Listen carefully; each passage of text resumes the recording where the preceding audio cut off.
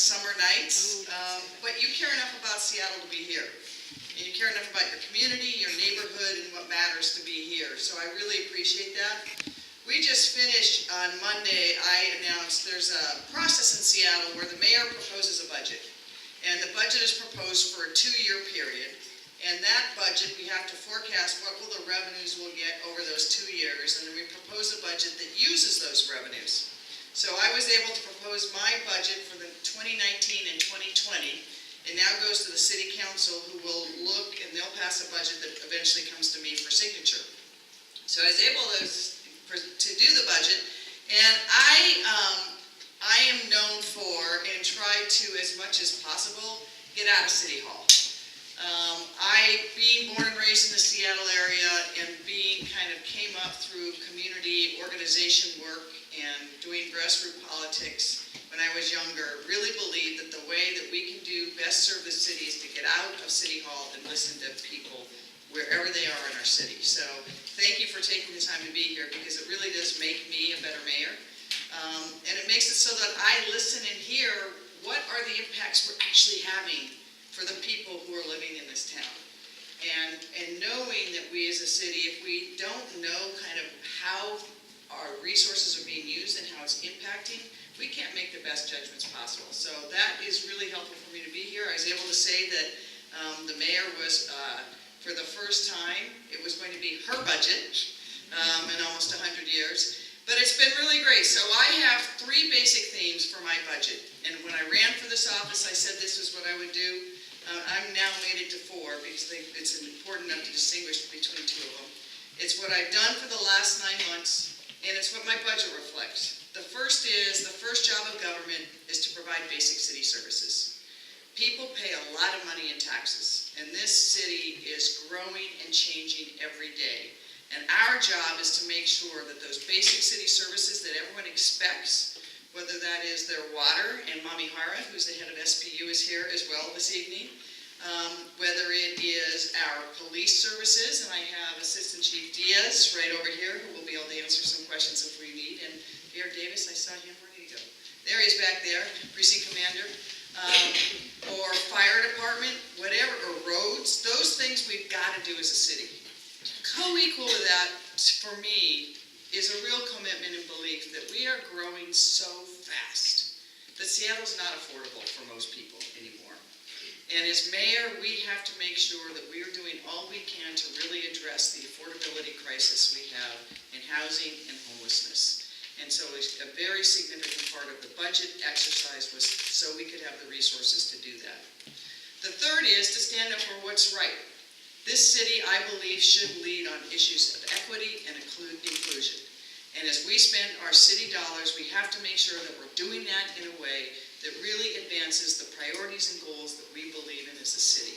So all of the things we do are through that lens. Are we doing what we need to do? And that includes, for example, for me, investment in youth.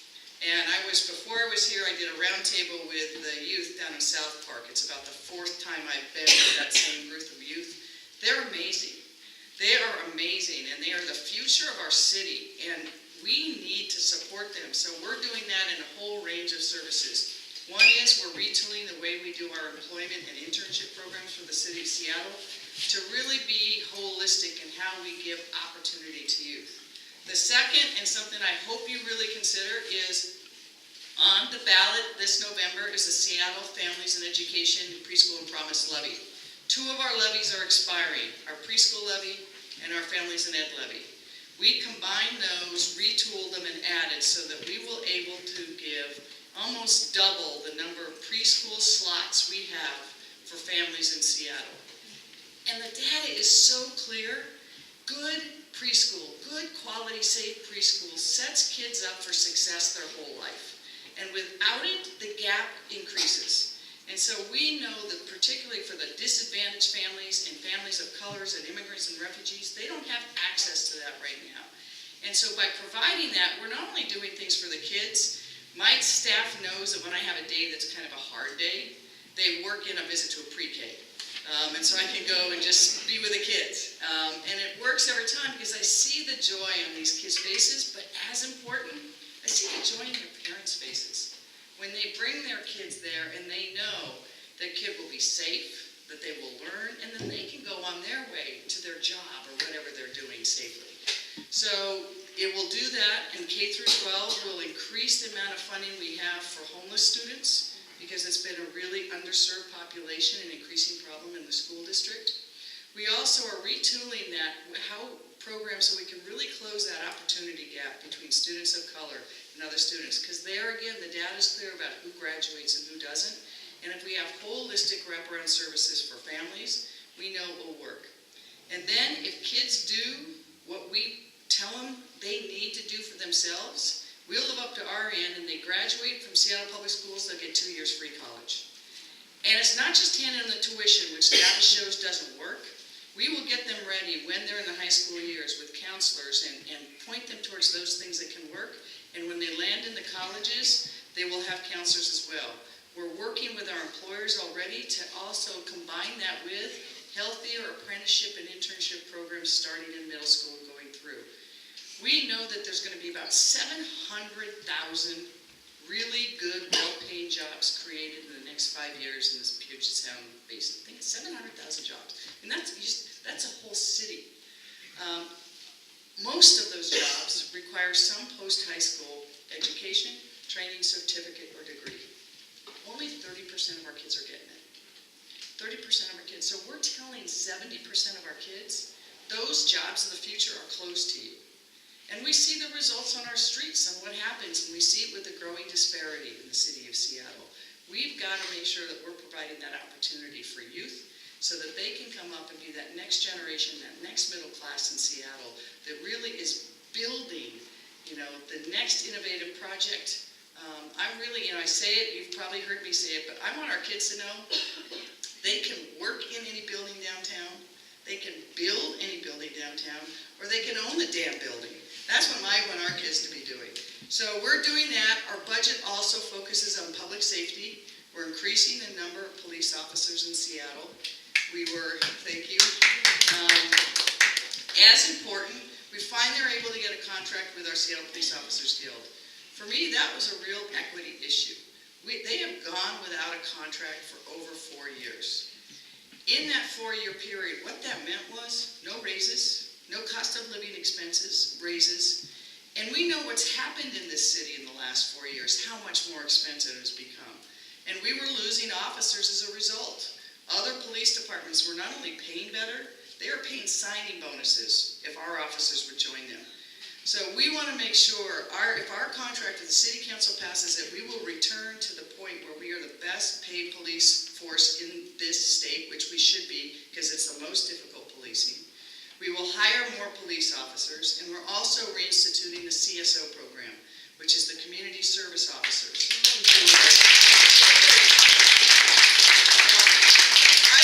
I know how it works and that it can work, and so we're going to make sure, and Chief Best has a very clear vision, and I'm sure you'll hear from Chief Diaz, on how our police department becomes the best community-based police department in the country.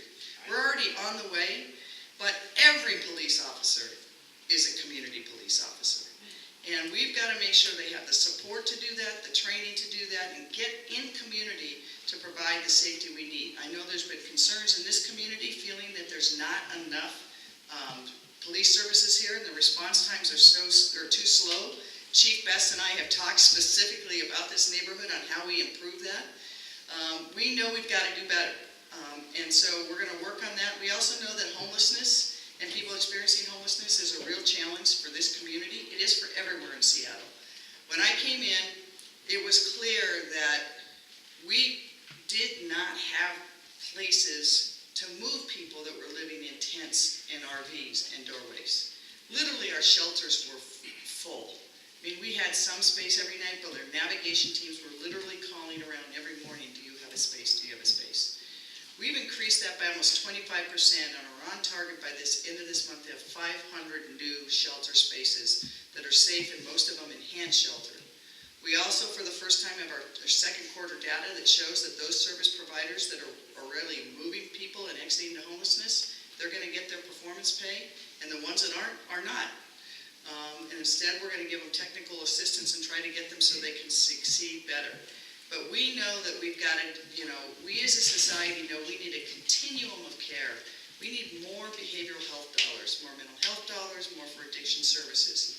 That money comes through the county, and I see Jason here too, who's head of my Human Service Department, and Fred Podesta, who's leading up our navigation team and our homeless responses here. We know that King County controls most of the behavioral health dollars, the city's shelter dollars, and there's just too many gaps. And so this county executive and I have agreed, and we're moving forward on an assessment of how do we have one unified system that has all the authority, all the power, and the resources to handle the problem holistically, and how do we work in the region to make sure that every city and the state are doing what they need to do, not just for homeless services, but to build more affordable housing as quickly as we can get it. We need affordable housing almost on the scale that we do Sound Transit, where we as a region have grown so rapidly that we need as much housing, not just affordable housing, but middle income housing as quickly as we can get it. So these are some of the issues that we're tackling in our budget. I don't want to eat up all my time because I know a lot of you have questions. See if I skipped any of the things I was supposed to say. And I will be helping to direct questions, so I will come around and if you have a question, tap on his shoulder. One thing I know I'm going to get questions on, Camp Second Chance in Myers Way. Camp Second Chance, we are in and monitoring there a lot. We think that we know that there was concerns from the community. We think that right now it is being managed well, but we're making sure that good neighbor agreement. And we know that there was a lot of concern on Myers Way. I want to thank HSD and Fred, our navigation team, together with Seattle Public Utilities, SDOT, everything started a cleanup of Myers Way just on Monday. They finished it today, which was amazing. It's almost 40 acres. The terrain is very challenging. There were over 30 tents and structures. There were hundreds of people living there. Our navigation team went in, contacted all the people who were willing to be contacted before they left to offer them safe shelter and to make sure we were cleaning up the garbage, the human refuse, the syringes, remove the tents and the shelters, and try to connect people with services. We finished that. We thought it would take the better part of a week. We were able to complete that today so we hope that gives some relief to this neighborhood. We know one of the frustrations is citywide that it seems as soon as we are able to clean up a place, people return. So we're going to have some new strategies working with communities to make sure that we can get people to safe places, but we just don't repopulate where we are able to, finally connect people with services and clean out some of the things that really do present concerns and safety hazards for the neighborhood. So that's on those, but I know there's other questions. Sorry, Gunnar. That's all right. Make sure you I'm going to keep, and I'm going to keep us down. So any other questions? Well, thanks for coming out tonight. And to start off with, thanks for appointing finally a director of the Department of Neighborhoods, a Highland Park resident. That's right. How about this? Everything's great in your neighborhood. He gets credit. So Charlie mentioned some issues that this particular neighborhood has, and Gunnar mentioned a whole lot of neighborhoods throughout Delbridge that are experiencing a lot of these same issues. And a couple of years ago, your predecessor cut off ties with groups like this that provide unbelievable resources to the city of Seattle. And so what can we as neighborhood organizations do to get the city to once again commit to the Department of Neighborhoods the resources necessary to help us deal with City Hall? The fact that we're both here is a signal to you that commitment's made. I really believe in community-based government. I don't think the answers come from City Hall. I think the answers, the ideas, the solutions can come from communities. And it's not monolithic across the city. What's going to work here may not work in Ballard or Queen Anne or Fremont or even South Park. There's some things values that have to be everywhere, but we got to listen to what's happening in the community. We won't get it perfect every time. I'm not going to pretend that we will. But I think you will see, we're working right now is how do we invigorate enough of that connectivity so we're hearing, we're inclusive enough so people who can't show up in these rooms or are intimidated by these rooms, and that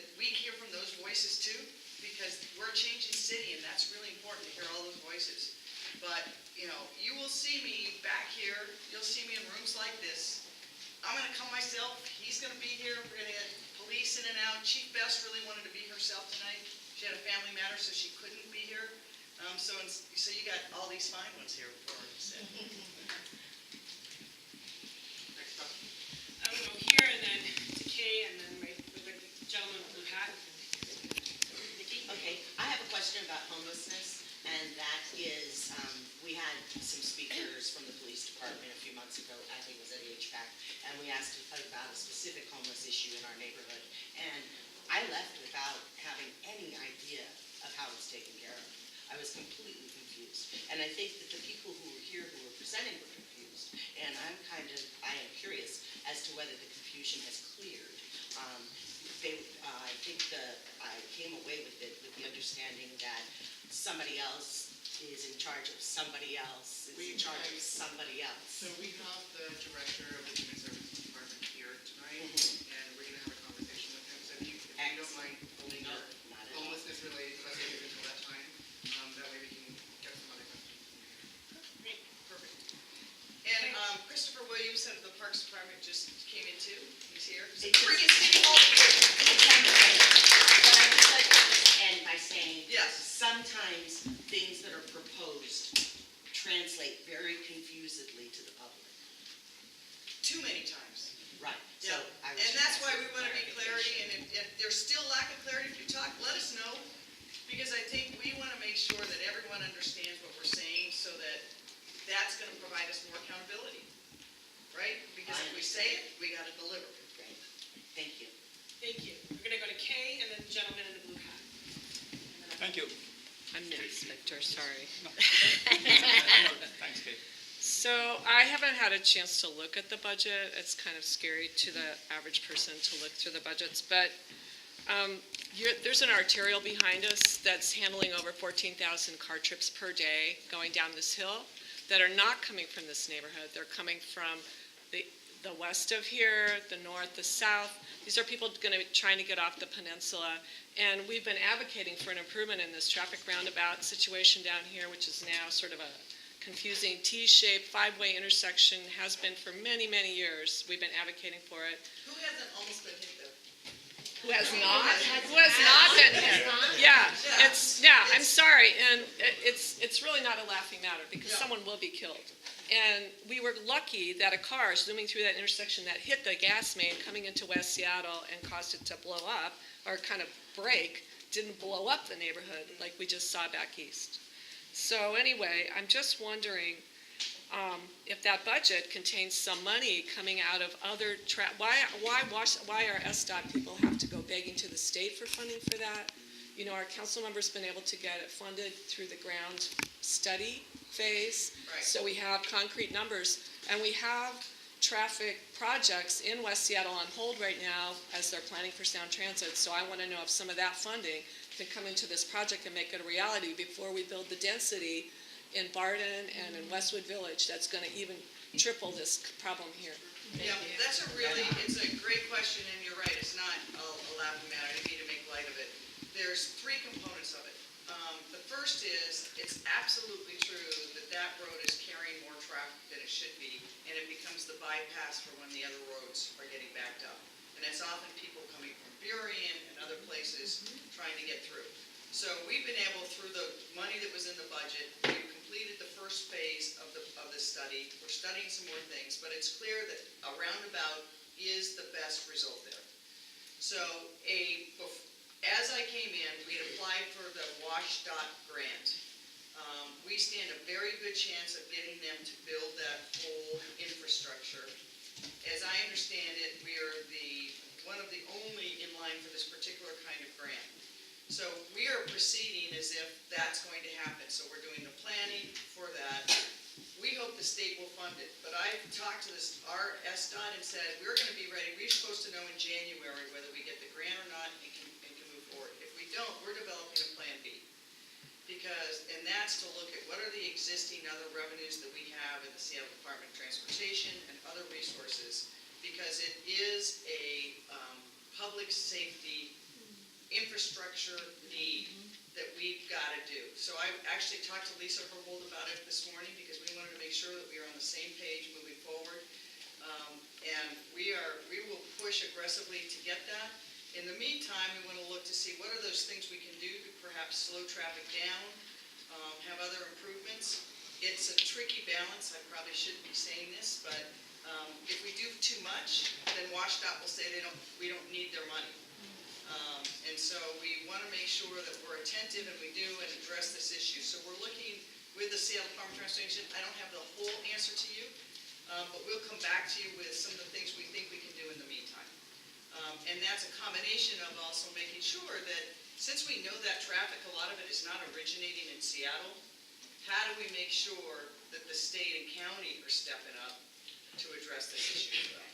So the mayor's running short on time. I don't know if you can take one more question. I can take 2 more, 3 more. Great. I don't want to So, cut people short. Gentleman in the blue hat, and then right here. Thank you for coming, Mayor. Thank you for having me. Thank you for bringing your department heads. Just for a few seconds, could you ask them to please stand up and tell me what their Perfect, thank you for doing that. Yeah, and who they are, please. Hi, my name is Johnson. I am interim director of the Human Services Department. Thank you. I'm Fred Podesta. I work for Jason. I manage emergency response related to homelessness. I'm Christopher Williams, interim superintendent, Seattle Departments. Thank you. I'm Mami Hara. I'm the general manager of Seattle Public Utilities. Thank you. Thank you so much. And we've got, Andres Mantilla, Director of Department of Neighborhoods. Department of Neighborhoods. Address Mantilla, yeah. Mantea. Okay, nice to I'm meet you. Adrian Diaz. I oversee the Assistant Chief of Collaborative Policing Bureau. Thank you. And my name is Elliot Humbrecht, and I'm the Deputy Chief of Staff for the Seattle Department of Transportation. Thank you. everyone's like, there he is. And I'm going to ask if you guys can introduce yourselves as well, of course. I'm Captain Davis. I'm the Precinct Commander of the Southwest Precinct. My name is Eric Greeny. I'm the Assistant Chief of the Patrol Operations Bureau. Thank you. Okay. The question that I have is very basic. You said basic. You said that you're here, that your budget is basic. Your budget is to do with equity and to do with inclusion. I'm talking something that has exclusion and inequity for route number 131. I mentioned this to Lisa Herbold, maybe because this is her first year. She was not able to actually help. I was disappointed. I have been living in this neighborhood since 1968. It's been 50 years. I've seen the neighborhood grow. I've seen the neighborhood expand. Transform, yeah. Okay. All my 5 children, Roland, went to Island Park School and so forth here. So I do have some background. So number 19 became the 36, 136, 137, became the 23. All of them were okay, nice, until 10 years ago when they changed the route from 15th Avenue Southwest going from all the way to White Center. They just make it into a long cut, Henderson 16 back there. That was very, very inefficient. So what happened? They changed the route. They just took off our access to White Center. Now it takes us to get the bus gets off at 8th and Broxburg to walk about 9 blocks to White Center, to walk about 4 or 5 blocks to where we're going. In my case, I go to Walgreens, Bartell's, Asian grocery stores, Asian restaurants, and the fall place and things like that. Now, I have to go take, in my case, I have to go all the way to downtown to go to Bartell's, Walgreens, and so forth, to Chinatown, which is easier to go to for Asian groceries in White Center. And nowadays, I have to take 2 buses to go to Safeway in Lower Quinlan.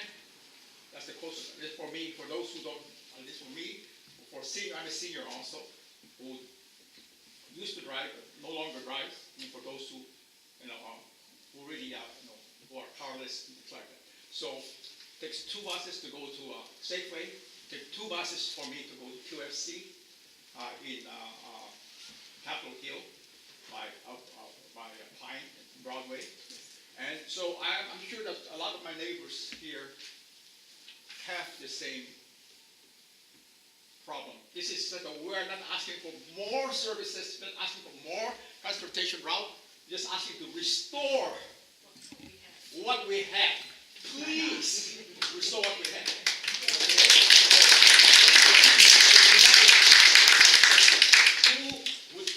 Mayor Durkan, who would I ask from all among your distinguished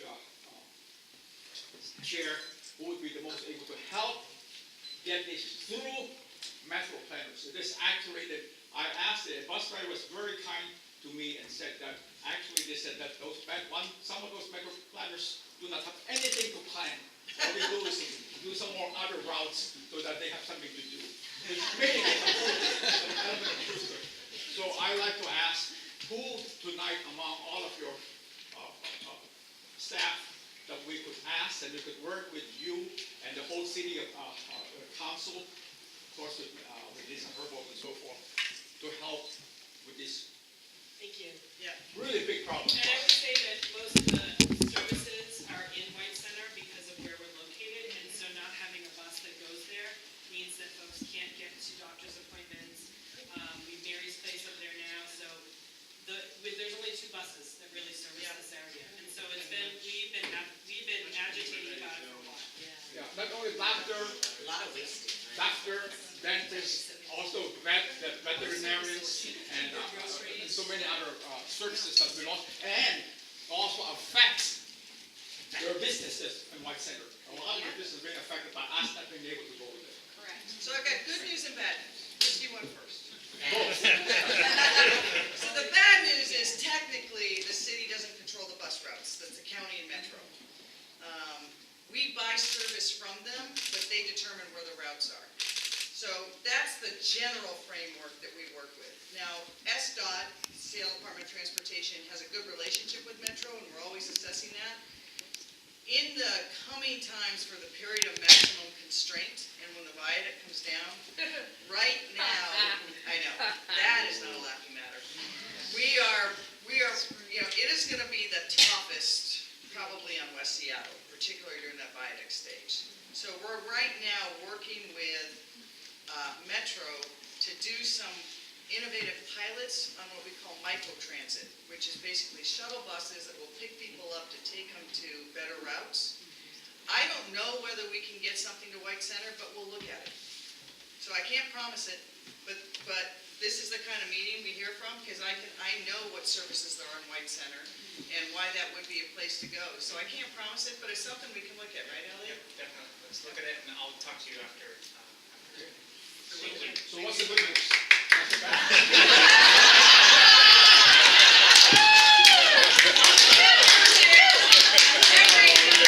Every Seattle public school student now has a free Orca card. Thank you. We're going right here. Thank you. We have a stack, so, ma'am. Thank you. Thank you, Mayor Durkan, for coming. My name is Lisa, and I live on 13th Avenue. And last summer, my block of 13th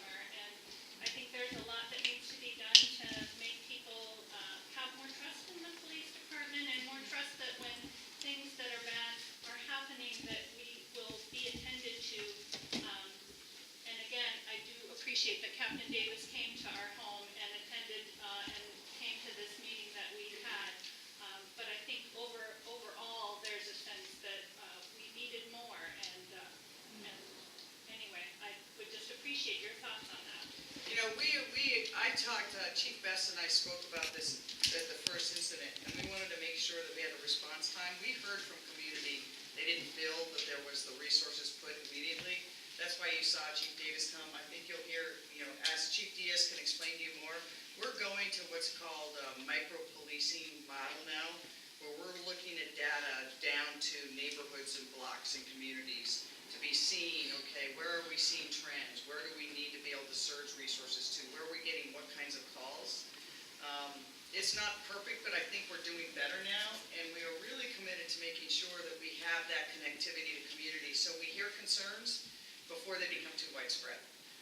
But really, we want to make sure that when people call 911, they get quick responses. And our response time is better, I think, than people think it is, because it doesn't feel like that way. When you need 911, you needed them 5 minutes ago.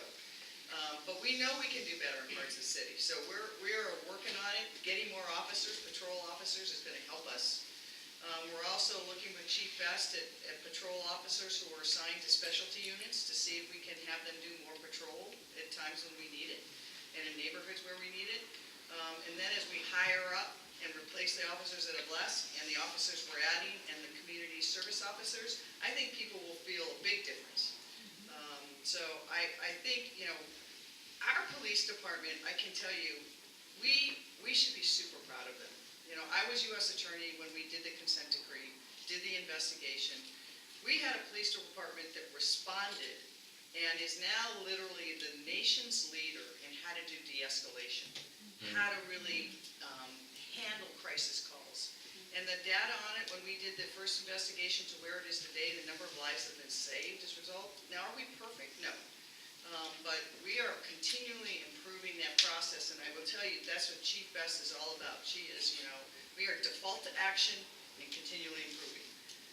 And so that kind of community input is really good, and I think Chief Diaz can answer specific questions if you have on that. Yeah, so, the mayor acknowledges that in de-escalation, we were using force about 66% of times in dealing with people in crisis.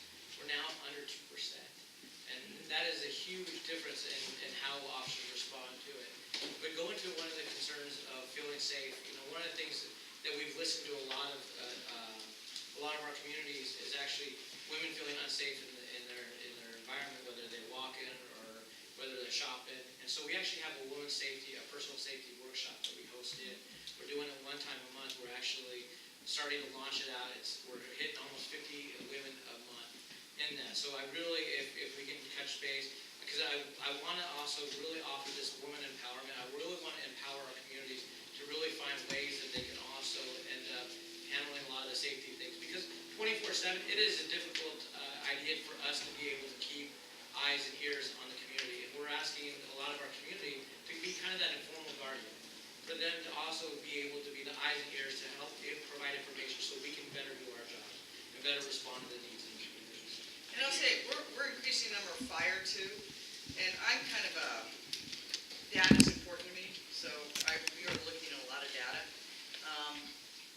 The percentage of calls that both our police and fire do that are response to people in crisis, particularly people experiencing homelessness, is sometimes in the neighborhood of 20%. We are asking our police and our fire to respond to calls that are completely different than this city was 5 and 10 years ago. And with that training, we also need to give them the adequate supports so that we can deal with that. It's one reason why the CSOs are really important, because ideally, if someone's in crisis, you don't want to have to send someone with a gun, right?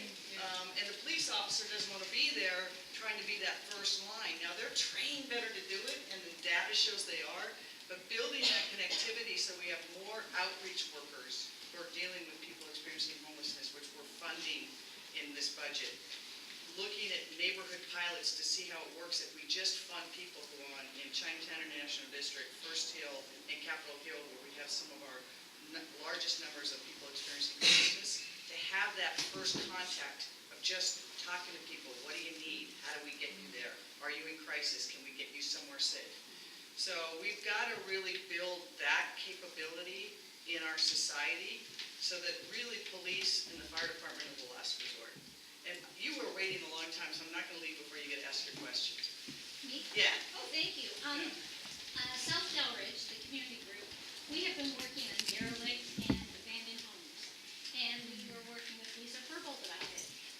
she has identified over 91 homes in District 1.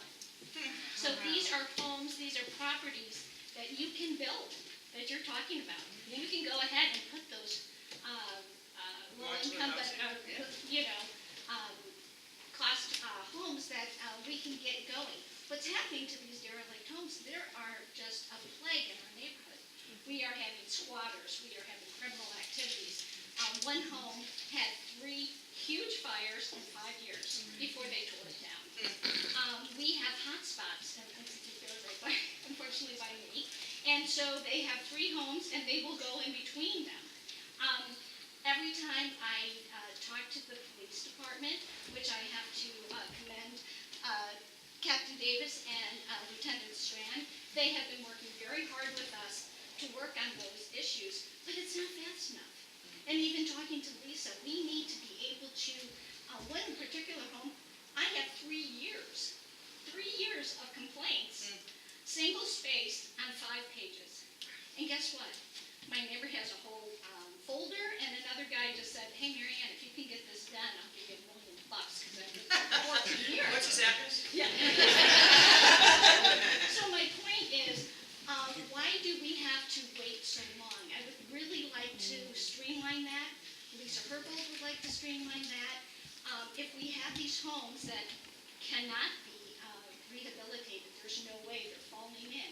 Let's go ahead, let's demolish them. At least get them down to the level so that we don't have criminals coming back, pitching tents, open-air drugs. Let's look at that. We did a large, very long-term problematic house in South Park, which have been associated with numerous shootings, criminal activity. We finally said, enough is enough. We got the city attorney's office to do the abatement procedures. Obviously, if these homes are owned by somebody, and under Fifth Amendment rights, you have to give them notice, because it's private property, you just can't take it, you can't just demolish it. So it can be slow and laborious, but I'll talk to Lisa, let's get the information on the one you have. Well, Because and also Lisa has, I think it's Alex Clark made a presentation that he couldn't give to the city council because of time constraints. I would highly recommend that your office looks at that. we'll get it. And he has. But give us your single-spaced notes on the address, because if we can do even one and then do another and set an example, and so a landlord knows, guess what? This is what happened to this one. Well, and in this case, she has shown where there are like 20 properties that the police are going out multiple times. Yeah. They're wasting. There's good laws we have on the books, nuisance laws, and, there's the old crack house laws that we were able to do. But give us details so we can at least have one to work on, but we'll get the presentation too. Thank you so much, Mayor Durkan, for coming out tonight. I know that a lot of people have questions, so hopefully some of your staff will be able to direct them to how they can get those questions to you. And if they're brilliant, it's because they're brilliant. Before you go, we have one quick gift for you that I'd like to present. This is from the Highland Park Treatment Club. It is a Highland Park t-shirt. Yeah!